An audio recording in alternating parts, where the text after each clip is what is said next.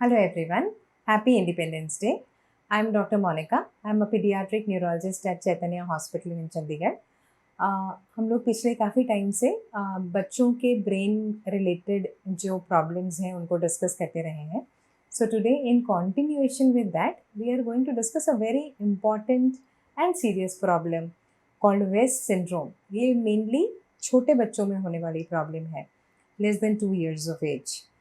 इसके बारे में जानना इसलिए बहुत ज़रूरी है क्योंकि अगर ये सही टाइम पे नहीं डायग्नोज होती तो इसके लॉन्ग टर्म इम्प्लीकेशंस बहुत ख़राब है. ये बच्चों के डेवलपमेंट को काफ़ी सीवियरली अफेक्ट कर सकती है. वेस्ट सिंड्रोम का सिंपल लैंग्वेज में मतलब हुआ एक ऐसी एपिलेप्सी की प्रॉब्लम जिसमें बच्चों को जर्क्स आते हैं जिनको बोलते हैं इन्फेंटाइल स्पाज्म. एक पर्टिकुलर तरह का इनका ईजी होता है और इस वजह से इनका डेवलपमेंट पीछे जा रहा होता है. ये ट्रायड है ना.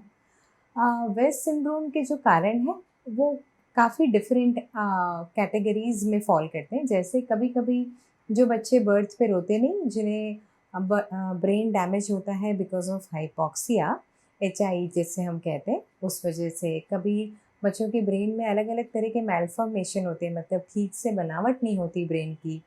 कभी कभी बच्चों को कोई मेटाबॉलिक प्रॉब्लम्स होती हैं, कभी कोई जेनेटिक प्रॉब्लम्स होती हैं. इस तरह से बहुत ही वैरायटी ऑफ प्रॉब्लम्स से के कारण ये वेस्ट सिंड्रोम की तकलीफ बच्चों में हो सकती है. जिस बारे में अवेयरनेस इम्पॉर्टेंट है वो ये है कि अगर कभी हम छोटे बच्चों में इस तरह का मूवमेंट देखें, जिसे हम स्पैज़म कहते हैं, आगे की तरफ सडन झटका या पीछे की तरफ सडन झटका, और स्पेशली किस वक्त, जब बच्चा नींद में से उठता है, जो ड्राउजी स्टेट होती है बच्चे की, उस वक्त ऐसे स्पैज़म्स के अटैक्स जो हैं इन बच्चों में क्लस्टर में आते हैं. माने एक बार में कई बार, ये कई बार मिस हो जाते हैं पेरेंट्स से. उसका रीज़न है कि घर में लोग समझते हैं कि शायद बच्चा डर रहा है. Another reason is people might think कि कुछ शायद टमी ट्रबल है ना, बच्चा ऐसे ही कुछ मूवमेंट कर रहा है और डिस्कम्फर्ट में है probably. Once in a while समझते हैं कि काफ़ी ज़्यादा डेलिकेट है, हर किसी छोटे से साउंड को शायद रिएक्ट कर रहा है. बट अगर आप कभी बच्चे में इस तरह का मूवमेंट देखें, इन स्पेशली इन क्लस्टर और स्पेशली ड्राउजी स्टेट में, मतलब जो बच्चे के नींद का टाइम है, ये होने को डे टाइम में भी हो सकता है, आउट ऑफ स्लीप भी हो सकता है, बट ड्राउजी स्टेट में काफ़ी कैरेक्टरिस्टिकली मिलता है. और कभी कभी एक बार में ऐसा 25, 30, 50, 100 टाइम्स भी हो सकता है. So it is a serious problem and इसमें immediate diagnosis and treatment start होना is of utmost importance. So it is something which is treated like a medical emergency. तो जो केयर गिवर्स हैं, पेरेंट्स हैं, अगर उनको इस बारे में नॉलेज है तो वो इमीडिएटली देखते हैं कि अच्छा, बच्चे को अगर इस तरह का कोई मूवमेंट दिख रहा है तो वो अपने पीडियाट्रिशियन को दिखाते हैं और पीडियाट्रिशियन फिर हमारे पास रेफ़र कर देते हैं बच्चे. जैसे हम शुरू में डिस्कस कर रहे थे, वैरायटी ऑफ कॉजेज़ एसोसिएटेड है वेस्ट सिंड्रोम के साथ. जैसे बर्थ रिलेटेड इश्यूज़ और जैसे मेटाबॉलिक जेनेटिक डिसऑर्डर्स जो मैं पहले भी डिस्कस कर रही थी. सो हम एक बार जब बच्चा हमारे पास आता है, हम हिस्ट्री लेते हैं. हम अगर आपने वीडियोज़ बना रखे हैं सपोज़िंग, तो वो हमारे लिए एक्सट्रीमली हेल्पफुल होते हैं. जैसे ही अगर ये अबनॉर्मल मूवमेंट पेरेंट्स ने देखे हों और अगर उन्होंने वीडियो बना दिया है और वीडियो हमें दिखा देते हैं, तो हमें डायग्नोज़ करना और भी ईज़ी हो जाता है. फिर हम बच्चे की EEG, MRI और दूसरी इन्वेस्टिगेशंस करते हैं to reach to a diagnosis. और यूजुअली वी ट्राई कि हम ट्रीटमेंट जितना जल्दी इनिशिएट कर सकते हो कर लें. So as soon as the diagnosis is confirmed, हम ट्रीटमेंट शुरू करते हैं. इनके ट्रीटमेंट के कई सारे ऑप्शंस हैं. एक स्टीरॉइड्स ऑप्शन है, एक दवाई है जिसका नाम है विगामेट्रिन. तो यूजुअली इसका कॉम्बिनेशन स्टार्ट होता है. कुछ कुछ केसेस होंगे जिसमें बच्चों में शरीर में जन्म से निशान होते हैं सफ़ेद रंग के, जिसे ऐश लीफ मैक्यूल बोलते हैं. ये ट्यूबरस स्क्लेरोसिस एक बीमारी है जिसके साथ एसोसिएटेड होता है.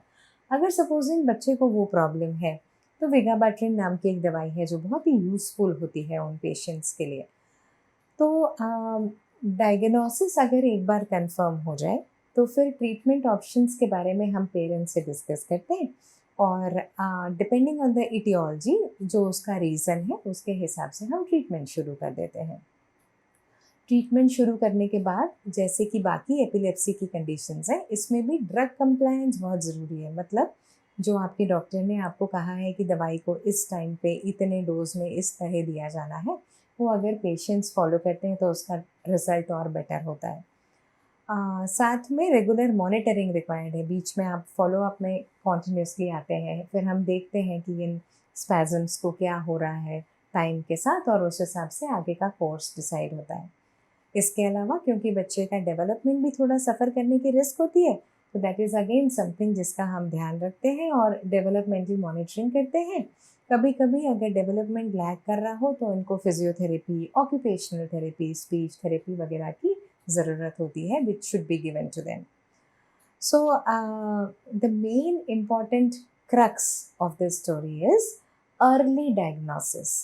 So, the reason why we are discussing this topic today is as parents, as caregivers, as relatives of infants, अगर आप कभी भी पेशेंट्स में, इन्फेंट्स में इस तरह का कोई सिम्टम देखते हैं, इस तरह की कोई जर्की मूवमेंट देखते हैं, इस sudden jerk of upper limbs, हाथों और सर का ऐसा सडन जर्की मूवमेंट आगे की तरफ जिसे फ्लेक्सर स्पैज़म कहते हैं, या पीछे की तरफ जिसे एक्सटेंसर स्पैज़म कहते हैं, या मिक्सचर ऑफ टू, या अगर कोई अजीब सा ऐसा मूवमेंट देखते हैं, सिंपल हेड नॉडिंग भी, जो आउट ऑफ कंटेक्स्ट हो, जिसमें आपको लगे ये ऐसे क्यों कर रहा है बच्चा, या उस वक्त उसका चेहरे का लुक थोड़ा सा डिफरेंट हो जाए, कोई अबनॉर्मल सा स्टेयर हो, इस तरह के अगर कोई मूवमेंट देखते हैं तो उन्हें इग्नोर नहीं करना चाहिए।